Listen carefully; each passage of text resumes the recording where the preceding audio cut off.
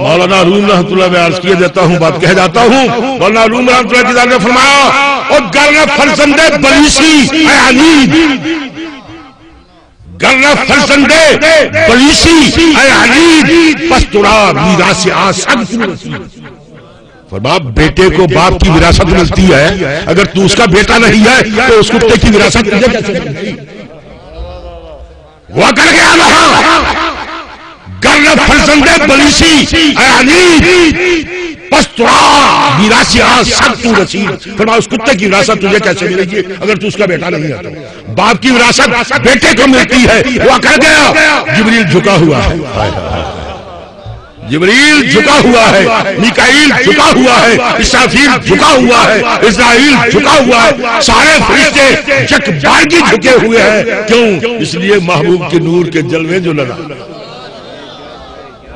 اس لیے فرمایا لا ابصر الشیطان طلعت نورہ فی جبہۃ آدم لکان اول من سجد، فرمایا شیطان کو اگر آپ کے نور کی جھلک نظر آ جاتی تو سب سے پہلے گرتا۔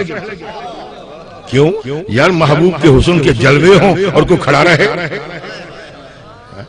محبوب کے حسن کے جلوے سامنے ہوں اور پھر وہ سجدہ نہ کرے، جائے نہ سجدے میں، پیش نظر وہ نوبہار، پیش نظر وہ نوبہار، سجدے کو دل ہے بے قرار، پیش نظر وہ نوبہار، سجدے کو دل ہے بے قرار، روکیے روکیے سر کو روکیے، روکیے روکیے سر کو روکیے، ہاں یہی امتحان ہے۔ فرمایا محبوب کے حسن کے جلوے، اے صورت ہے بے صورت تھی، اے صورت ہے بے صورت تھی، بے صورت ظاہر صورت تھی، بے رنگ جسے صورت تھی، یہ جلوہ ذات ہے۔ فرمایا پیش نظر وہ نوبہار، پیش نظر وہ نوبہار، سجدے کو دل ہے بے قرار، دل کرتا ہے سجدہ کرنا۔ فرمایا نہیں روکیے روکیے سر کو روکیے، ہاں یہی امتحان ہے۔ فرمایا یہ امتحان تو یہی ہے کہ سامنے ہے پر سجدہ نہیں کرنا، سامنے ہے پر سجدہ نہیں کرنا، تو کیا کریں؟ اے شوق دل، اے شوق دل، گر یہ سجدہ ان کو روا نہیں، اے شوق دل، گر یہ سجدہ ان کو روا نہیں، اچھا وہ سجدہ کیجئے سر کو خبر نہیں، وہ سجدہ کرو، دل تھا ساجد نجدیا، دل تھا ساجد نجدیا، پھر تجھ کو کیا؟ فرمایا یہ سجدہ نہیں کرنا، یہ سجدہ نہیں کرنا، یہ سجدہ ناجائز ہے، لیکن دل کو جھکا، دل کو جھکا، محبوب کی گلی میں دل کو جھکا، محبوب کی گلی کا طواف کرے۔ بات دور نکل رہی ہے، میں عرض کر رہا تھا کہ عزت توقیر بنی آدم لو، زمانے کی عزت ان کے صدقے سے، مکان کی عزت ان کے صدقے سے، اشخاص کی عزت ان کے صدقے سے۔ ایک بات کہوں، ہم ہیں بھائی نکمے، ہم میں آپ سب ان سے معذرت اپنے گریبانوں میں جھانکتے ہیں، ہم کیا ہیں؟ اپنی شکل دیکھ، اپنے آئینے میں اپنی شکل دیکھ، لیکن اب جو میں کہنے لگا ہوں، فرمایا کنتم خیر امت، کنتم خیر امت، تم تمام امتوں سے بہتر ہو۔ یار گریبان میں جھانک، اچکا ہے، کافی برانڈ ہے، پتہ نہیں کیا کیا ہے تو، لیکن اس کے باوجود خیریت کا تاج تیرے سر پر ہے، تو اشخاص کی عزت بھی تو انہی کے صدقے سے ہے، انہی کے صدقے سے ہے۔ اور پھر یہ نعمت معمولی نہیں ہے، اس نعمت کی عظمت کو نہیں سمجھتا تو، میں سمجھا دیتا ہوں کیا؟ حضرت کلیم علیہ السلام کی ذات، کتنے بڑے دلیل القدر پیغمبر، ان کی عظمتوں کو کروڑوں سلام ہو، اللہ کے کلیم ہیں، لیکن تو بشانش نگاہ موسیٰ کا، تو بشانش نگاہ موسیٰ کرد، شدان امتش تمنا کر۔ جب آپ کی رفعت شان کو کلیم علیہ السلام کی ذات نے دیکھا، عرض کی مولا محبوب کو امتی بنا دے، محبوب علیہ السلام کی ذات کا امتی بنا دے۔ اور اس لیے حضور شہنشاہ بغداد فرماتے ہیں خلنا بحرن لم یقف علی ساحل الانبیاء، ہم نے اس سمندر میں غوطے لگائے ہیں جس کے کنارے نبی نہیں ٹھہرے، آپ کو سننے والا تو تڑپ جائے گا، مولوی نے کیسی بات کہی تھی، مولوی نے کیسی بات کہی تھی، لیکن سمجھے تو تیرے پر عقل ہو تو حضور شہنشاہ بغداد کہاں بول رہے ہیں؟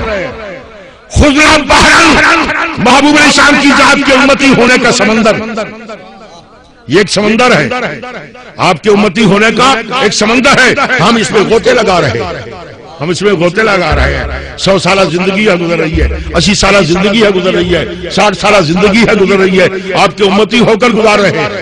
فرمایا ہم نے اس سمندر میں غوطے لگائے ہیں جس کے کنارے نبی نہیں پھیلے، نبی تو تمنائیں کرتے گئے ہیں۔ تو یار پھر تیری عزت،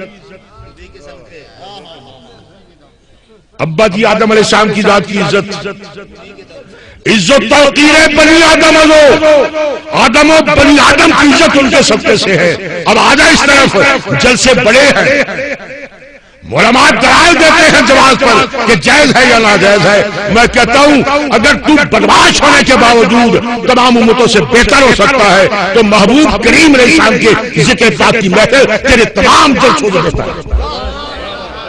یہ خیر المجالس ہے، یہ خیر المحافل ہے، اس میں کوئی اور سیاسی بات نہیں ہے، نہ کوئی اور کا مسئلہ ہے، صرف محبوب علیہ السلام کی ذات کی عظمتوں کا تذکرہ ہے۔ میں دعوت فکر دیتا ہوں ان لوگوں کو کہ جو بظاہر دین کے ٹھیکیدار بنے ہوئے ہیں، میں کہتا ہوں کہ کبھی محبوب علیہ السلام کی ذات کی عظمت کو اس طرح ذکر کر کے دیکھا ہے؟ میں تمہیں یہ کہتا ہوں کہ کبھی کسی ملا سے، علامت الدہر سے، حافظ الحدیث سے کبھی محبوب علیہ السلام کی ذات کی عظمتوں کا تذکرہ سنا ہو؟ نہیں، محبوب علیہ السلام کی ذات نے نہ زمانے سے شرف حاصل کیا۔ بات سمجھ آ گئی کچھ؟ اب زمانے کچھ آپ کے ارشاد گرامی، خیر القرون قرنی، خیر القرون قرنی ثم الذین یلونہم ثم الذین یلونہم، او کما قال، فرمایا تمام زمانوں سے بہترین زمانہ میرا۔